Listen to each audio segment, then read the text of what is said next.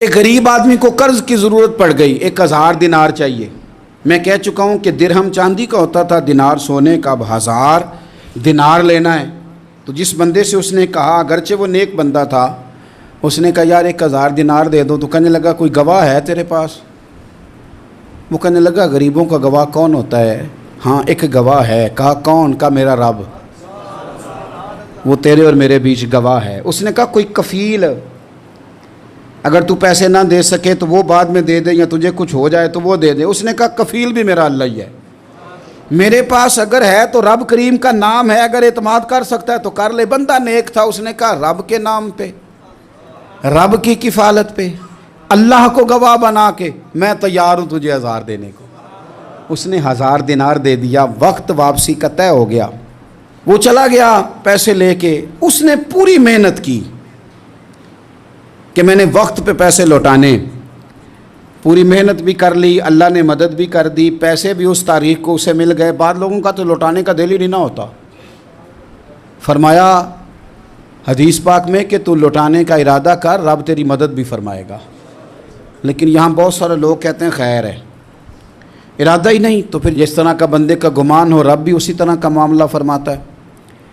उसने पैसे जमा भी कर लिए और वापस देने को तैयार भी हो गया, लेकिन रास्ता बहरी जहाज़ का था, कश्ती का था, दरिया के रास्ते वापस आना था।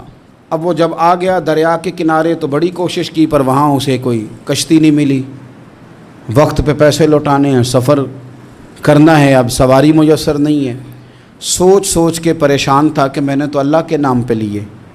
अचानक दिल में एक तजवीज़ आई। उसने एक लकड़ी ली, लकड़ी को अंदर से खोला, 1000 दिनार उसमें भरा। बुखारी पढ़ रहा हूँ, और साथ एक ख़त भी लिखा कि यार मैं पैसे पहुँचाना चाहता था पर मुझे कोई चीज़ नहीं मिली दरिया के उस पार आने, अल्लाह के नाम पर तेरी तरफ रवाना कर रहा हूँ।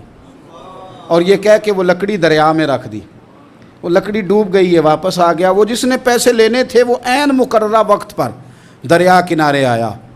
सुबह से सरे शाम तक उसने इंतज़ार किया। दिल ढलने लगा तो दिल में ख्याल आ गया कि यार नहीं, उसने देने ही नहीं, झूठा वादा कर गया, पहुंचा ही नहीं वक्त पे। अब जब वापस लौटने लगा तो अचानक दरिया में एक लकड़ी तैरती हुई दिखाई दी।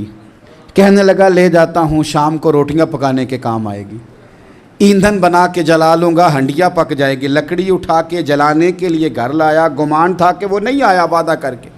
अल्लाह को कफील और वकील बना के और गवाह बना के फिर भी नहीं आया। लकड़ी लेके घर गया, बुखारी है। और जब उसको चीरा ना कि मैं इसकी आग जलाऊंगा, खोला तो अंदर से 1000 दिनार भी निकल आया, खत भी निकल आया। अब ज़रा समझना, उसके दिल में बात किसने डाली कि तू लकड़ी में पैसे डाल दे? अल्लाह ने। उस बंदे को मुकर्ररा वक्त पे किनारे भेजा किसने?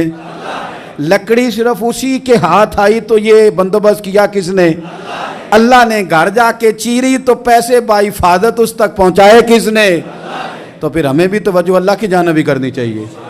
हमारे पे दिल की तवज्जो रब की तरफ ही होनी चाहिए ना। हमें इधर उधर जाने की, देखने की, बंदों पर गौर करने की ज़रूरत क्या है? वो पैसे पहुंच गए, ये वहाँ अपनी जगह पे परेशान था। इसने 1000 दिनार और जमा किया। फिर दोबारा एक दिन दरिया किनारे आया, कश्ती मिल गई, बैठ के अपने उस भाई के पास आया। कहने लगा देखना मुझ पर बदगुमान ना होना, पैसे उस तारीख को भी जमा कर लिए थे। दरिया पे आया था पर कश्ती नहीं मिली थी। फिर मैंने ना लकड़ी में डाल के, खत डाल के तेरी तरफ भेज भी दिए थे, लेकिन आज मैं फिर लेके आ गया हूँ। वो कहने लगा खुश हो जा, जिस रब को तूने मेरा और अपना गवाह बनाया था उस रब ने मेरे तक पहुँचा भी दिए हैं। जब लोग अल्लाह को गवाह बनाते हैं, रब की जानिब अपनी तवज्जो करते हैं, अपनी चाहतों, ख्वाहिशात और अपनी सारी चिट्ठियाँ अपने रब करीम की रहमत की तरफ रवाना करते हैं, फिर अल्लाह अपने बंदों को मायूस नहीं करता। अल्लाह अपने बंदों को नवाज देता है। अल्लाह तबारक व तआला अपने बंदों पे करम नवाजी करता है।